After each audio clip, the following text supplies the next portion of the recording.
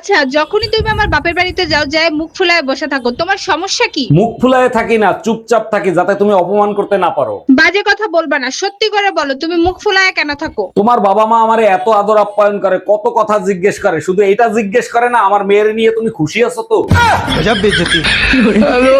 জানেন ভাবি, 20 বছর গবেষণা করে জানতে পারলাম সত্যিকারের ভালোবাসা কোনোদিন মন ভাঙতে পারে না।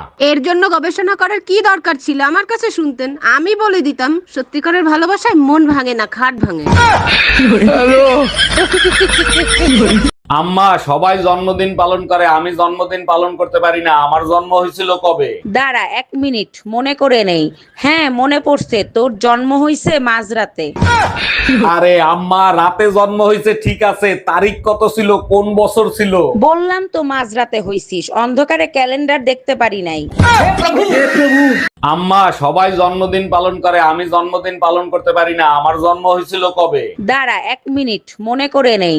হ্যাঁ মনে পড়ছে, তোর জন্ম হইছে মাঝরাতে। আরে আম্মা, রাতে জন্ম হয়েছে ঠিক আছে, তারিখ কত ছিল, কোন বছর ছিল? বললাম তো মাঝরাতে হইছিস, অন্ধকারে ক্যালেন্ডার দেখতে পারি নাই। ভাবি, ভাবি, ও ভাবি। আচ্ছা, তুমি এত বড় হয়েছো, কারো ঘরে ঢুকলে নক করে ঢুকতে হয়, এটা তুমি জানো না? সরি ভাবি, ভুল হয়ে গেছে, আবার আসতেছি। আচ্ছা ঠিক আছে, যাও। ভাবি, ভিতরে আসবো? হ্যাঁ আসো, এবার বলো কি হয়েছে? রান্নাঘর থেকে দুধ পোড়া গন্ধ বেরোচ্ছে, মনে হয় চুলা বন্ধ করেন নাই। ধুরবাল, অনলাইনে স্যাড স্টোরি দেখতে দেখতে বিরক্ত হয়ে গেলাম। আরে ভাবি, একা একা বিড়বিড় করতেছেন কেন, কি হয়েছে? অরুণ ভাই, অনলাইনে ঢুকলেই খালি স্যাড স্টোরি, মনে হয় আমিই ছাকা খাইছি। যখনই কারো স্যাড স্টোরি দেখবেন মনে করবেন ওর বাবু অন্য কারো কাছে কাবু হয়ে গেছে। আরে অরুণ ভাই, এই নির্জন জায়গায় একা একা দাঁড়িয়ে আছেন, কারোর জন্য অপেক্ষা করতেছেন নাকি? ভাবি, ঘরে শান্তি নাই, তাই এইখানে আসছি শান্তি খুঁজতে। ঠিক আছে, আপনি শান্তিরে খুঁজেন, পাইলে আমারে জানাইয়েন। তা না হয় জানাবো, কিন্তু আপনি এইখানে আসছেন কিসের জন্য? 1 মিনিট। হ্যালো বাবি, অরুণ ভাই তো এখানে, কাজের সেরে শান্তি মনে হয় অন্য কারোর সাথে পালাইছে। খবরদার, আমার ফ্যামিলির ভিতর ঢোকার চেষ্টাও করবেন না, আমি বউ ছেলে মেয়ে নিয়ে সুখে শান্তিতে আছি।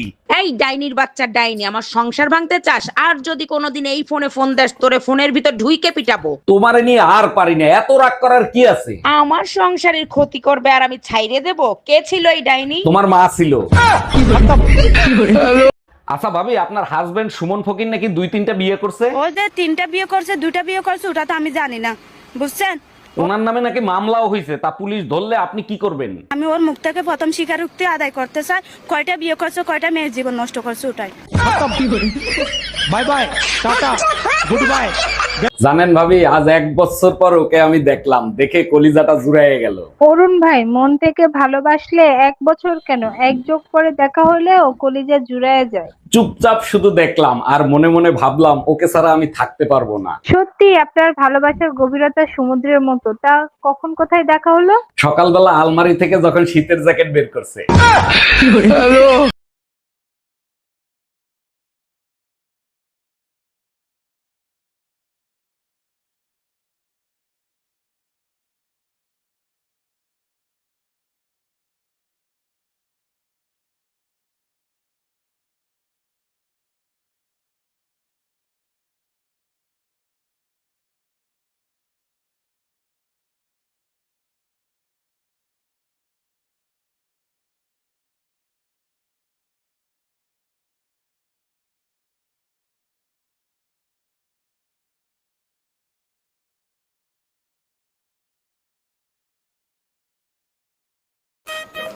আচ্ছা একটা কথা বলো, আমি যদি একদিনের জন্য কারো চুল কেটে দিই তাহলে কি আমি নাপিত হয়ে যাব? না।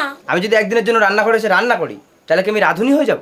অবশ্যই না। আচ্ছা, আমি যদি একদিনের জন্য আমাদের ঘরের ইলেকট্রিক লাইনটা ঠিক করি তাহলে কি আমি ইলেকট্রিশিয়ান হয়ে যাব? আরে না রে বাবা। তাহলে আমি যদি তোমার বান্ধবীকে একদিনের জন্য পার্কে ঘুরতে নিয়ে যাই তাহলে কি আমি ওর বয়ফ্রেন্ড হয়ে যাব? না।